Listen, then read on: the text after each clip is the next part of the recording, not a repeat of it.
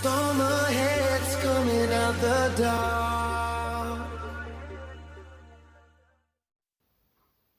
السلام عليكم ورحمة الله تعالى وبركاته kusoo dhawaada mar kale iyo muuqaal kale oo xiiso badan saaxiibayaal haddaba muuqaalkan saaxiibayaal waxaan kaga hadlaynaa qofka facebookaga kula isticmaalaya waxaa laga yaabaa inuu dad badani baashuurkaaga hayaan haddaba waxaan kuu sheegaya farsamada aad ku ogaanaysid in facebookaga lagula isticmaalayo iyo in kale okay saaxiibayaal facebookaga saa usoo gelaysaa okay facebook marka sidan saaxiibayaal usoo gashid waxaad tegaysaa saddexda dhibcood ee yaryar sare ee tegaysaa okay saddexda dhibcood marka sidaa aad ugu dhufatid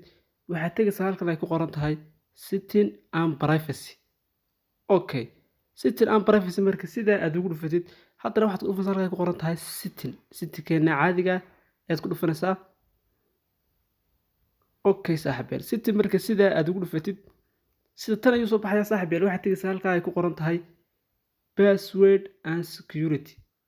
okay way fahmaysaa malaya password and security okay saaxiibayaal haddaan ku celiyo waxaad tegaysaa halkan ay ku qoran tahay password and security okay saaxiibayaal ku dhufo marka sidaa aad ugu dhufatid saaxiibayaal waa kaas wuxuu kuu saaray facebookaagii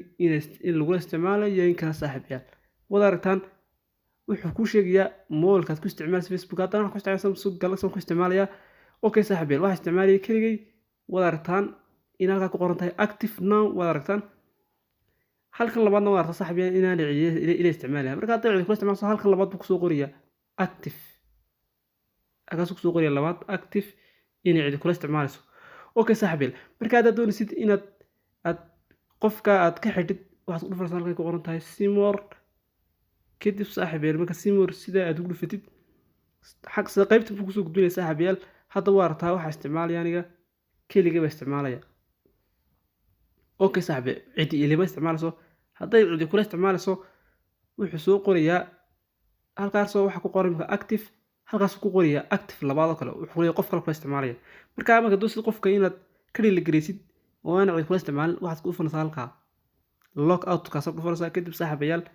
qofkaas kulama isticmaali karo hadda aniga waxa ku jira facebookyo fara badan oo lagu isticmaalo moolkan ku isticmaalo ee ku jira marka laakiin adiga wax kusoo dhigayaa haddaa isticmaashaal facebookaga soo keliya kusoo dhigayaa kadibna keliga ayaa ku qoran active now okay saaxiibayaal muuqaalka hadduu ku cajab geliyo muuqaalka la garaya muuqaalka saaxiibayaal share garaya saaxiibayaal insha allahu tacaala tijaabiya waad arki kartaan waad eegi kartaan wassalaamu calaykum waraxmatullahi tacaala